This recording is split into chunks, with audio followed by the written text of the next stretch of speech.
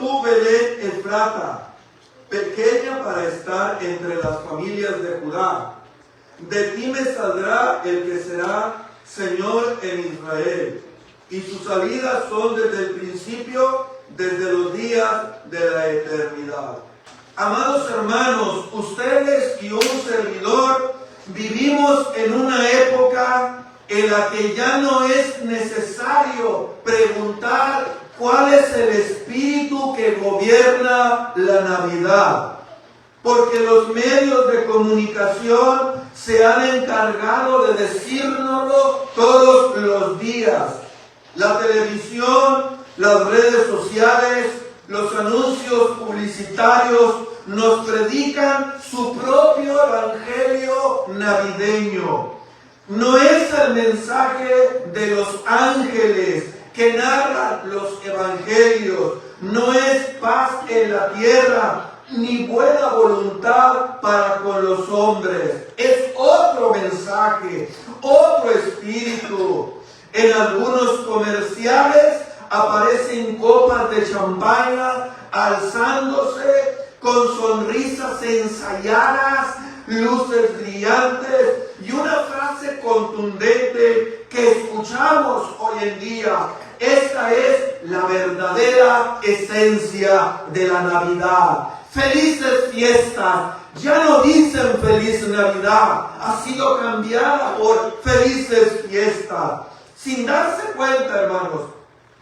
Sin darse cuenta, están diciendo la verdad. Pero no la verdad de Dios, sino la verdad del corazón del mundo. Porque para muchos la Navidad no es un tiempo de adoración, es un tiempo de consumismo. No es un recogimiento espiritual, sino excesos. No es recordar el nacimiento del Mesías, sino celebrar un estilo de vida totalmente vacío y sin fruto. El mundo no anuncia un Salvador humilde que dejó su trono, sino una fiesta ruidosa acompañada con bebidas embriagantes. No presentan un pesebre, sino una copa llena de bebida alcohólica. No invita a rendirse a Cristo, todo lo contrario, cada vez más nos invitan a olvidarnos de Él. Eso es lo que el mundo celebra hoy. La siguiente cosa. Y es aquí, hermanos, donde la palabra de Dios irrumpe con fuerza. Es aquí donde la palabra de Dios penetra. Cuando el mundo grita desde los palacios del comercio y desde el entretenimiento, Dios habla de un lugar inesperado. No desde Roma, tampoco de Jerusalén, no de su trono, sino de una pequeña aldea allá en Belén Efrata. Una aldea insignificante, una aldea totalmente despreciada. Es por ello que Miqueas capítulo 5, versículo 2 nos recuerda que mientras el mundo redefine la Navidad según sus propios intereses, Dios ya había establecido su verdadera esencia siglos antes, no a través del lujo, sino a través de la humildad, no de la pompa, no del poder humano, sino de su autoridad eterna, no del juicio ni tampoco del ruido, sino de la esperanza, no de copas levantadas con sonrisas fingidas, sino un niño acostado en un pesebre. Esta Navidad, hermano, la pregunta no es qué dice la publicidad, no es qué dicen las redes sociales, sino qué dice Dios acerca del nacimiento de su Hijo. Esa es la verdad, la verdadera Navidad. ¿Qué dice Dios acerca de su Hijo? La siguiente cosa. ¿Cuál era el contexto de Miqueas 5:2? ¿Cuál era el contexto, hermano?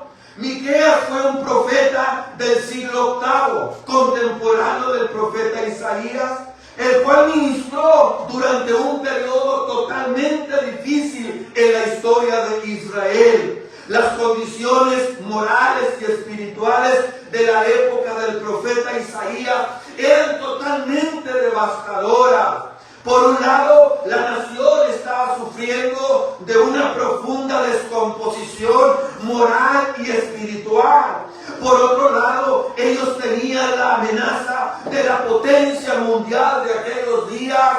El imperio asirio, que había sido comandado por Tiglat-Pileser, Salmanasar, Sargón, ahora estaba Sennacherib. Y había problemas por dentro, había problemas por fuera. Una profunda corrupción interna y una amenaza latente militar. Y es en ese contexto tan desolador que el profeta anuncia la llegada del Mesías, el Cristo, el ungido, ese gobernador, ese Rey de reyes y Señor de señores, enviado por Dios para la salvación de su pueblo, para traer la redención.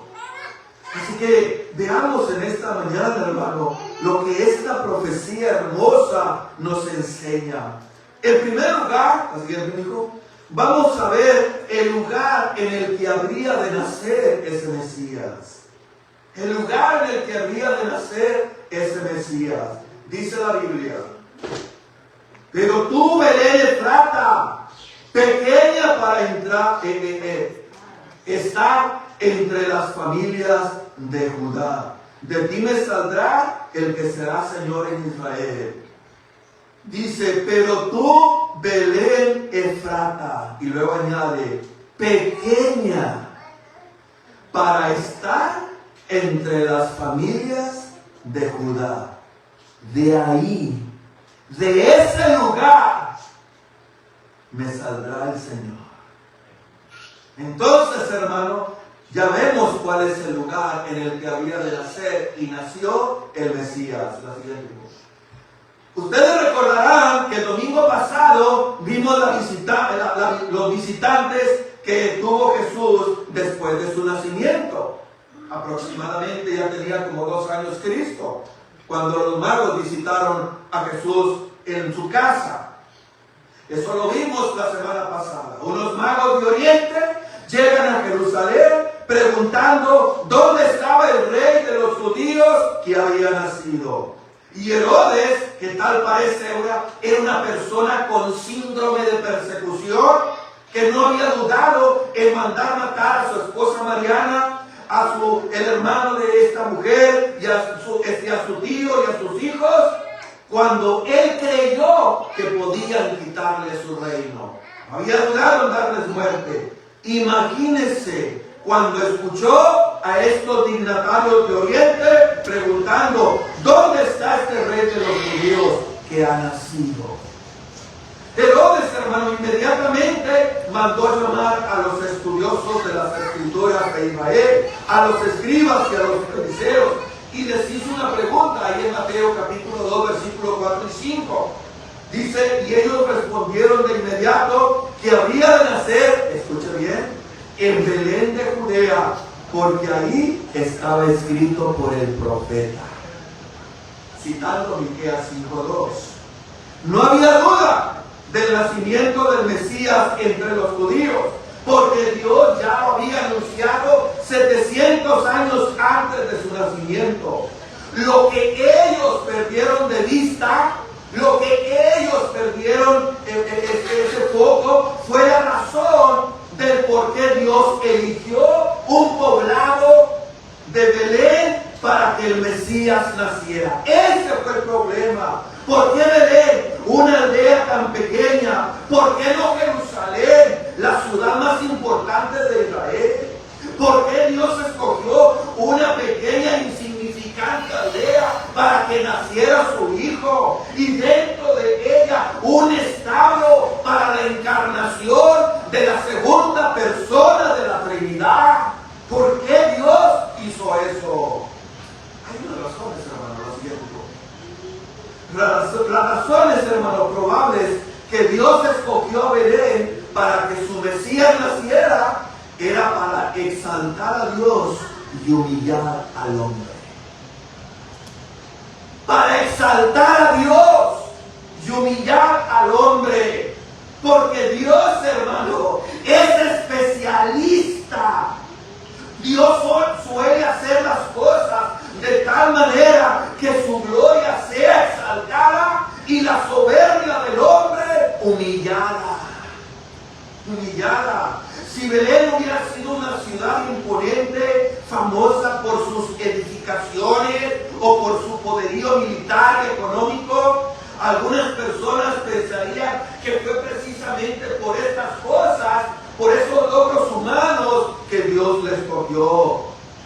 Pero mis amados, Dios hace las cosas como las hace, para que no pongamos nuestros ojos en la supuesta grandeza del hombre, sino más bien que pongamos nuestros ojos en la grandeza de su bondad, en la grandeza de su misericordia, y al derramar su favor sobre personas que no lo merecen, sobre personas indignas. Esa es la enseñanza del apóstol Pablo en 1 Corintios capítulo 1, versículo 26 al 29. Dios escogió lo vil, lo menospreciado, aquello que no sirve, lo deteriorado. En otras palabras, Dios escogió lo débil para avergonzar a lo fuerte. Siempre Dios, hermano, busca la manera de desinflar el orgullo humano. ¿Y saben por qué? Porque por desgracia, ese es el problema del ser humano. Ese es el gran problema del ser humano. La arrogancia, el orgullo, la soberbia. Y Dios es especialista de bajarnos los humos. Dios es especialista de bajarnos los humos. La Biblia nos enseña que Dios nos creó para su gloria en Efesios 1:6 y para que nosotros gozáramos de Dios para siempre, como dice el catecismo de Westminster. Pero lamentablemente el hombre no permaneció en su condición original. El hombre se rebeló contra su creador. Su rebelión trajo consigo un sinnúmero de consecuencias terribles sobre la raza humana. El hombre se convirtió en un enemigo de Dios y en un peligro para sus semejantes. Eso es lo que vemos hoy en día. Hoy en día muchos dicen, es que nosotros nos ha tocado vivir en una sociedad que está completamente enferma. Nos ha tocado vivir en una sociedad que se está pudriendo moralmente. Nos ha tocado vivir en una sociedad que cada día se está desviando de la moral. ¿Qué es lo que está pasando hoy en día? Hermano, creo que el problema no es que la sociedad está enferma, no. El problema es el hombre. Es el hombre el que está enfermo. Y no podremos encontrar ninguna solución a este problema que está viviendo nuestra sociedad si usted y yo no ponemos el dedo en la llaga. Y la llaga es el pecado que tiene el ser humano. El hombre pecó contra Dios en el Edén. El hombre se rebeló contra Dios. El hombre se volvió un ser narcisista, un ser egoísta, un ser orgulloso. Ese es el peligro, hermano. Es un peligro para el mismo hombre. Pero gracias a Dios, hermano, que ese no es el fin de la historia. Porque en el mismo momento en el que el pecado entró en el mundo, Dios reveló un plan de salvación con el propósito de revertir los efectos que el pecado había producido en la creación y en el hombre, y de esa manera hacer un despliegue poderoso de su gloria, mucho más extraordinario que lo que Él hizo cuando realizó la creación original. Fue para eso que el Hijo de Dios se hizo hombre hace más de 2000 años atrás, para restaurar al hombre dañado por el pecado y convertirlo en un verdadero adorador que siempre debió ser. El hombre tiene que recordar hoy en día que no es Dios, solo Dios es Dios. Cristo se introdujo de tal manera en el escenario de la historia de la primera Navidad, para que solo Dios, hermano, se llevara la historia. No había nada de extraordinario en aquella aldea de Belén. No había nada de extraordinario en el establo donde María dio a luz. Tampoco hay nada de extraordinario en aquellos hombres y mujeres que Dios escogió desde antes de la fundación del mundo para ser los beneficiarios de una salvación tan grande. Es por gracia, iglesia. Es por gracia que usted y yo somos lo que somos, para que solo Dios, hermano, se lleve toda la gloria. Mire, déjeme le digo algo. Si hay un grupo de personas en el mundo a quienes resulta chocante, a quien les es ridículo actuar con orgullo y soberbia, es el cristiano. Si hay un grupo de personas en el mundo a quien les es ridículo actuar con orgullo y soberbia, es al cristiano. Y esa es una gran verdad que debemos recordar todo el tiempo, iglesia, porque el orgullo sigue siendo el problema de nuestro corazón. Es por eso que hay tantos problemas a veces en las iglesias locales. Es el orgullo. Nos creemos demasiado importantes. Pero escúchame, Cristo nació en una aldea pequeña, insignificante. Él vino a tomar nuestro lugar, aun cuando lo que merecíamos era la pena capital. Y antes de ser exaltado, era necesario que Cristo fuera humillado. Esa es la enseñanza de Filipenses 2, del 5 al 11. Entonces, hermano, ¿por qué captarnos? ¿Por qué llenarnos de orgullo? Es ridículo para un cristiano. Así que, pero Miqueas, hermano, no solo profetizó 700 años antes el lugar en el que Cristo habría de nacer, sino que también profetizó en segundo lugar cuál sería la naturaleza de su gobierno. ¿La siguiente, hijo? ¿Es el segundo? Ok. Dice el texto: pero tú, Belén Efrata, pequeña para estar entre las familias de Judá. La segunda parte: de ti me saldrá el que será el Señor en Israel. ¿Está el inciso ahí? Okay. ¿Qué dice el texto, hermano? De ti me saldrá el que será Señor en Israel. Veamos en segundo lugar la naturaleza de su gobierno. El Mesías prometido viene en calidad de gobernante. Y notó que no viene a gobernar en su propio nombre. Viene en calidad de gobernante, mas no a gobernar en su propio nombre. Si se fijan bien, el texto no dice: Belén Efrata, de ti saldrá el que será Señor en Israel. No dice eso. No dice de ti saldrá. Dice: de ti me saldrá el que será Señor en Israel, que es diferente. Ese que nacerá en Belén viene de parte de Dios. Viene de parte de Dios. Mire, estas palabras son muy similares a las que aparecen en el primer libro de Samuel, allá en el capítulo 16, ¿recuerda? Ahí Dios envió al profeta Samuel a ungir a David en sustitución del rey Saúl, que había fracasado de una manera miserable como gobernante. ¿Y cuál fue la orden que Dios le dio al profeta Samuel? Versículo 1 del capítulo 16 del primero de Samuel. Dice: dijo Jehová a Samuel: ¿hasta cuándo llorarás a Saúl, habiéndolo yo desechado, para que ya no reine sobre Israel? Llena tu cuerno de aceite y ven, te enviaré, le dice Dios al profeta Samuel, te enviaré a Isaí de Belén, porque de sus hijos me he. ¿Notó otra vez nuevamente? No dice de tus hijos saldrá, no. De tus hijos me he provisto de rey.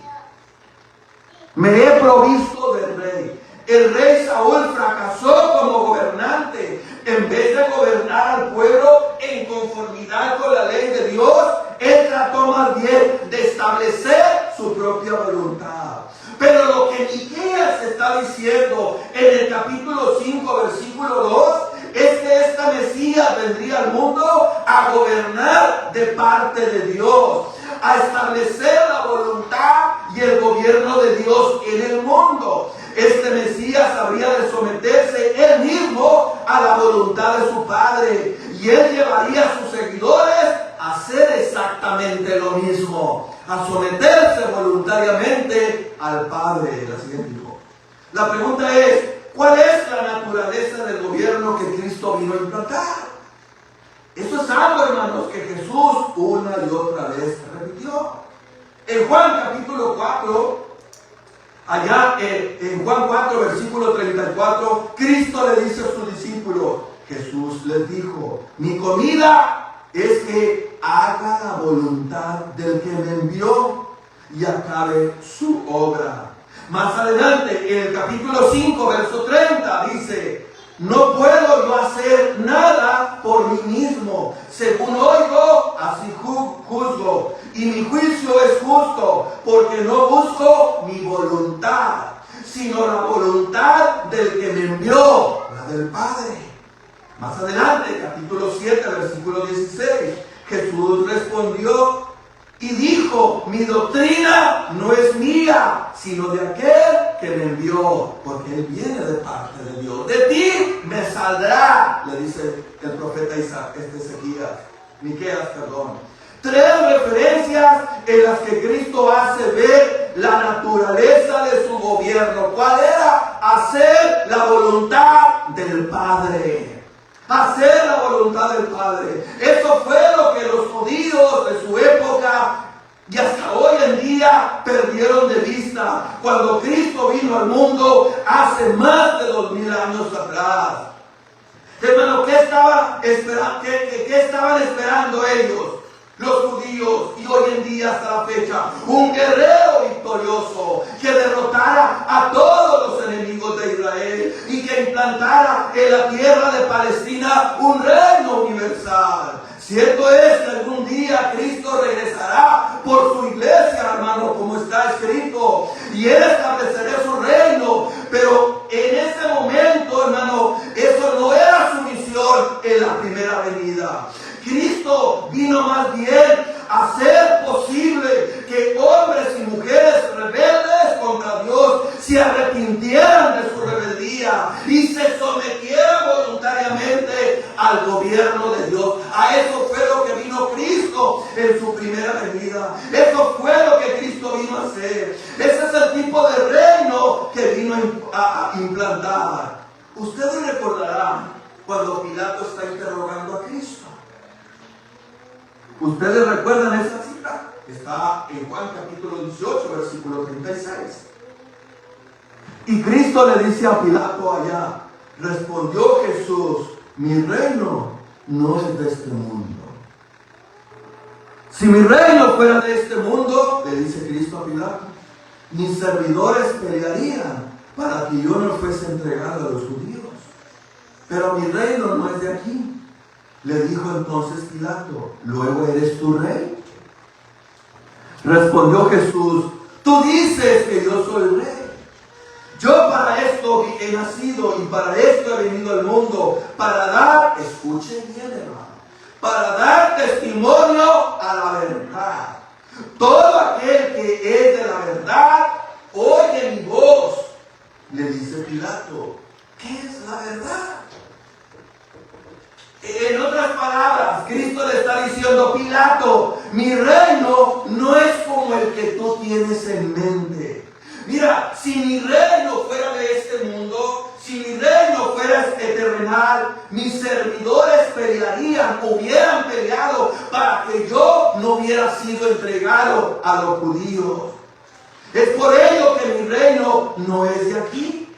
Pilato está tan confundido que le pregunta de una manera sarcástica en el verso 37, entonces, ¿eres tú judío? ¿Cuál fue la respuesta de Cristo? Tú dices que yo lo soy. Yo para esto he nacido y para esto he venido al mundo, para dar testimonio de la verdad. Todo aquel que es de la verdad oye mi voz. Ahora, note cómo Cristo conecta su reinado con la verdad. ¿Sí notó eso? Si Jesús, hermano, hubiera venido a implantar un reino terrenal como el que el Pilato tenía en mente, ¿sabe lo que Cristo hubiera hecho primero? Reclutar soldados. Eso fue lo que Cristo hubiera hecho primero. Pero ¿qué hizo Cristo en lugar de eso? Predicar la verdad, proclamar la verdad. ¿Y sabe por qué? Porque la victoria de Cristo como Rey no se obtiene forzando a los enemigos desde afuera, sino dándole convicciones desde adentro, cambiando su corazón, transformando su corazón. Y su arma de guerra, ¿sabe cuál era? La verdad. Porque el hombre, a raíz de su caída, está lleno de mentiras y confusión. El hombre no entiende ni para qué está aquí, ni cuál es el propósito de su existencia, ni para dónde va. El hombre está en tinieblas. Así que el reino que Cristo vino a implantar es un reino totalmente diferente a este mundo. Este reino está compuesto por hombres y mujeres que han entendido y se han sometido voluntariamente a la verdad de Dios. Una verdad que Cristo encarna. Por eso Cristo dijo: yo soy el camino, yo soy la verdad y la vida. Nadie viene al Padre si no es por mí. Fue ese tipo de reino que Cristo vino a establecer. De ti me saldrá el que será Señor en Israel. De ti me saldrá. Ese es el tipo de reino que Cristo vino a establecer. Pero hay algo más, hermano, que Miqueas profetiza acerca del Mesías. ¿Qué hemos visto hasta aquí? Ya hemos visto el lugar de su nacimiento, una aldea insignificante llamada Belén. En segundo lugar, ya hemos visto la naturaleza de su gobierno. Él vino por parte del Padre. Él vino a hacer que los hombres se sometieran de manera voluntaria a la voluntad de Dios, no forzándolos de afuera, sino transformando el corazón. Y en tercer y último lugar, el siguiente libro, veamos las características fundamentales de la persona del Mesías. ¿Qué dice en la última parte de Miqueas 5:2? Y sus salidas son desde el principio, desde los días de la eternidad. Las características fundamentales de la persona del Mesías. ¿Qué vemos aquí? ¿Qué es lo que vemos? Su eternidad. Su eternidad. Este texto, hermano, podrías crear un poco de confusión. Ahora le digo por qué. Por un lado, nos está diciendo que el Mesías que había de nacer en la aldea de Belén, por un lado nos está diciendo que ese Mesías que está profetizando Miqueas nacería en una humilde aldea de Belén. Pero por otro lado nos dice que sus salidas son desde el principio, desde la eternidad. Lo que Miqueas nos está diciendo aquí es que este gobernante que había de nacer en Belén, en realidad es eterno. La pregunta: ¿cómo puede nacer una persona que siempre ha existido? ¿Cómo puede nacer una persona que es eterna? Casi todos los profetas que profetizaron acerca de Cristo no entendieron lo que estaban escribiendo. Por ejemplo, 1 de Pedro capítulo 1 versículo 10 y 11 dice que los profetas inquirieron y diligentemente indagaron para poder entender la misma profecía que ellos estaban profetizando. Ellos fueron inspirados por Dios. Ellos escribieron exactamente lo que Dios les pidió que escribieran, aunque no lo entendieron. ¿No es cierto? Y Miqueas dijo hace 700 años, antes del nacimiento de Cristo, que este bebé que había de nacer en Belén Efrata existía desde siempre. Miren, si algo sabían los judíos, hermano, es que el único eterno que existe es Dios. Isaías 40:28, por ejemplo, ¿no has sabido, no has oído que el Dios eterno es Jehová, el cual creó los confines de la tierra? No desfallece ni se fatiga con cansancio, y su entendimiento no hay quien lo alcance. Bueno, pues resulta que ese Dios, el único Dios eterno, está diciendo en Miqueas 5:2, de ti me saldrá el que será Señor en Israel. La pregunta es, ¿ese Mesías que Dios prometió es Dios o enviado por Dios? ¿Es Dios o enviado por Dios? Isaías y Miqueas fueron contemporáneos. Ambos profetizaron 700 años antes del nacimiento de Cristo. Y escuche lo que dice Isaías 7:14. Por tanto, dice el Señor mismo os dará señal. He aquí la Virgen concebirá y dará a luz un hijo y llamará su nombre Emmanuel, que traducido es Dios con nosotros. Isaías capítulo 9, versículo 6 nos habla de ese niño que nacería de una virgen en Belén y dice, porque un niño nos es nacido, hijo nos es dado, el principio sobre su hombro, y se llamará su nombre admirable, consejero, Dios fuerte, Padre eterno, príncipe de paz. Y nos preguntamos, ¿cómo puede alguien ser llamado Dios fuerte, Padre eterno y al mismo tiempo nacer como niño? Bueno, hermanos, la respuesta a esta pregunta no solo es, además de misteriosa, que el hombre ha podido hacerse alguna vez, no solo es eso, sino la más extraordinaria que el mundo haya escuchado jamás.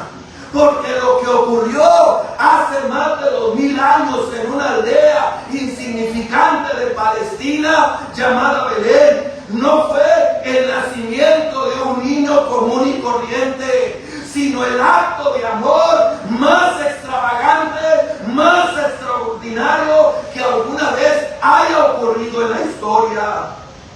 La segunda persona de la Trinidad, Dios el Hijo, se hizo hombre voluntariamente y fue enviado por Dios el Padre para rescatar a pecadores como tú y como yo, muriendo en nuestro lugar en la cruz del Calvario. Es por esto que este niño puede ser llamado con toda propiedad Dios fuerte y Padre eterno. El mismo Cristo dijo en una ocasión a los judíos en Juan capítulo 10, versículo 30, yo y el Padre somos uno. Y Cristo le dijo a Felipe en Juan capítulo 14, versículo 9, el que me ha visto a mí, ha visto al Padre.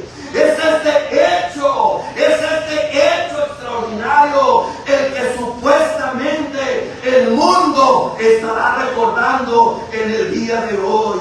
El nacimiento de aquel que vino a redimirnos del pecado para que nosotros pudiésemos cumplir el propósito de nuestra existencia. Como dice el catecismo, glorificar a Dios y gozar de Él para siempre.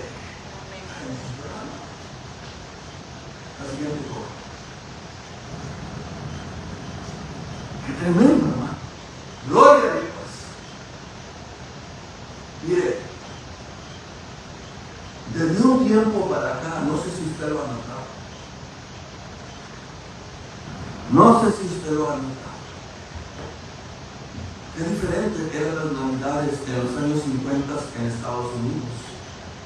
En los castillos, en los edificios grandes en Nueva York, en las navidades estaba la cruz, estaba el pesebre, con luces, hermoso. Hoy en día está la bandera de LGTB. Desde un tiempo para acá, la está mostrando algo sumamente alarmante, iglesia. Sumamente alarmante. Y es el hecho de que algo anda mal, muy mal en el mundo. Porque en vez de vivir para Dios, el Dios que nos creó, nosotros los seres humanos decidimos vivir para nosotros mismos. Pregunta, ¿cómo se supone que deberíamos celebrar el nacimiento de aquel que vino a corregir este mal? ¿Cómo se supone que deberíamos celebrar? Por desgracia, hermano, en el día de hoy, la Navidad, es uno de esos periodos del año en los que más se apela a la codicia, en lo que más se apela al consumismo, en lo que más se apela a la soberbia, en lo que más se apela al egoísmo humano. La gloria de Dios tiene muy poco que ver en esta celebración. Dígame una cosa, ¿cuál fue el himno que se compuso en la Navidad? ¿Cuál fue el primer himno? El que cantaron los ángeles, gloria a Dios en las alturas y en la tierra paz, buena voluntad para con los hombres. Ese fue el primer himno. El foco de la Navidad, iglesia, es la gloria de Dios. Cristo nació para la gloria de Dios. Gloria a Dios en las alturas. Tan pronto nosotros ponemos al hombre en medio del escenario, perdimos totalmente la brújula. Nosotros, entiende, hermano, nosotros no somos los protagonistas de esta hermosa historia, no. El papel protagónico le pertenece únicamente a nuestro Dios que nos creó y que creó todas las cosas para su gloria. Pero ¿qué es lo que el hombre ha hecho? ¿Qué es lo que ha hecho? Todo lo contrario. Dios nos dio una mente para pensar, nos dio un corazón para sentir, nos dio una voluntad para decidir, nos dio un cuerpo para servirle, nos dio una boca para alabarle. Pero el hombre ha corrompido todos esos dones y capacidades, usándolos para su propia gloria, cometiendo alta traición. Fue precisamente por eso que Cristo vino al mundo. Él vino a buscar y salvar lo que se había perdido. Él vino a reconciliarnos con Dios. Él vino a restaurar nuestras personalidades dañadas por el pecado, para que pudiésemos cumplir, aunque de una manera imperfecta, el propósito para el cual fuimos nosotros creados. Cristo se dio a sí mismo, como dijo Pablo en Tito 2:14, quien se dio a sí mismo por nosotros para redimirnos de toda iniquidad y purificar para sí un pueblo celoso de buenas obras.